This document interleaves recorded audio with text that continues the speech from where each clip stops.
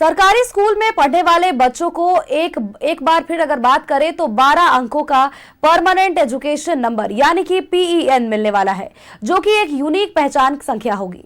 यह नंबर बच्चों का पूरा आपको अगर बताएं तो डेटाबेस बनाने में मदद करेगा। वहीं 10वीं और 12वीं की परीक्षा में यह अनिवार्य होगा। रिपोर्ट देखिए।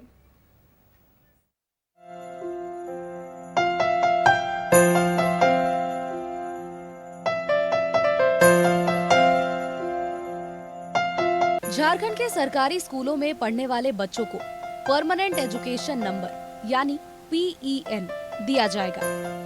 ये नंबर बोर्ड परीक्षाओं में शामिल होने वाले विद्यार्थियों के लिए अनिवार्य कर दिया गया है। 2026 में 10वीं और 12वीं की परीक्षा से ही इसे पूर्ण रूप से लागू किया जाएगा। ये पेन नंबर बच्चों को दिया जाता है। यूडाइस में सभी बच्चों को, हर स्कूल को, हर बच्चों को एंट्री करना होता है और उसमें बच्चों का तमाम तरह का इंफॉर्मेशन रहता है, उनके पढ़ने का सब्जेक्ट, उनका फिजिकल जो भी चीज़ें हैं वो सारा चीज़, सारा इंफॉर्मेशन, और लास्टली उसके लिए एक नंबर, पेन नंबर उस बच्चे को दिया जाता है और उस पेन नंबर की सहायता से बच्चे अपना डिजी लॉकर उनका खुलता है। राज्य में लगभग लाखों बच्चों का PEN जनरेट हो चुका है। इससे विद्यार्थियों को एक यूनिक पहचान नंबर मिलेगी और जिन बच्चों के पास ये नंबर होगी वही छात्र 10वीं और 12वीं की परीक्षा में शामिल हो पाएंगे।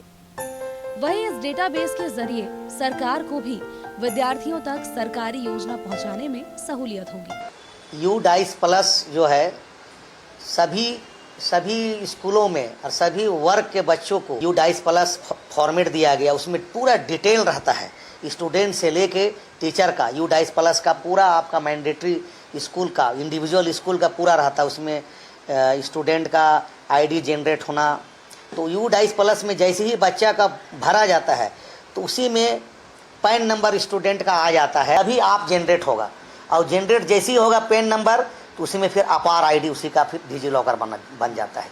PEN के माध्यम से हर छात्र का एक डिजिटल डेटाबेस तैयार होगा जिसमें उनकी शैक्षिक और अन्य जानकारियां शामिल होंगी। वही शिक्षा विभाग छात्रों की प्रगति और विभिन्न चरणों में उनकी शिक्षा पर बेहतर नजर रख पाएगा। न्यूज़ 11 भारत के लिए कैमरामैन संजय के साथ। जमशेदपुर में दुर्गा पूजा को लेकर के लगभग 500 से अधिक पूजा पंडालों का निर्माण किया जा रहा है। वहीं मां की मूर्ति के लिए मिट्टी कोलकाता से गंगा नदी से लाई जा रही है, जिसको लेकर के कारीगरों का कहना है कि गंगा नदी से लाई हुई मिट्टी पवित्र मानी जाती है। गंगा नदी के मिट्टी से मूर्ति में दरार नहीं पड़ती है और रंग भी अच्छा चढ़ता है। मूर्ति जैसे पहले पुआल से बांधते हैं, पुआल से बांध के फिर उसको हम लोग के यहाँ का मिट्टी से उसको पोछा लगाते हैं।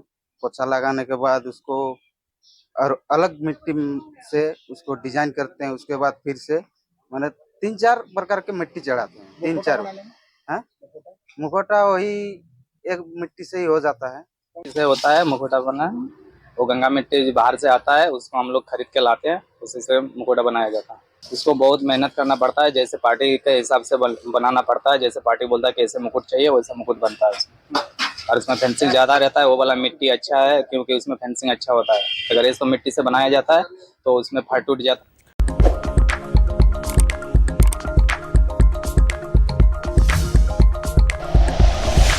Like and share videos, subscribe करें हमारा चैनल और प्रेस करें बेल आइकॉन। न्यूज़ 11 भारत, सच है तो दिखेगा।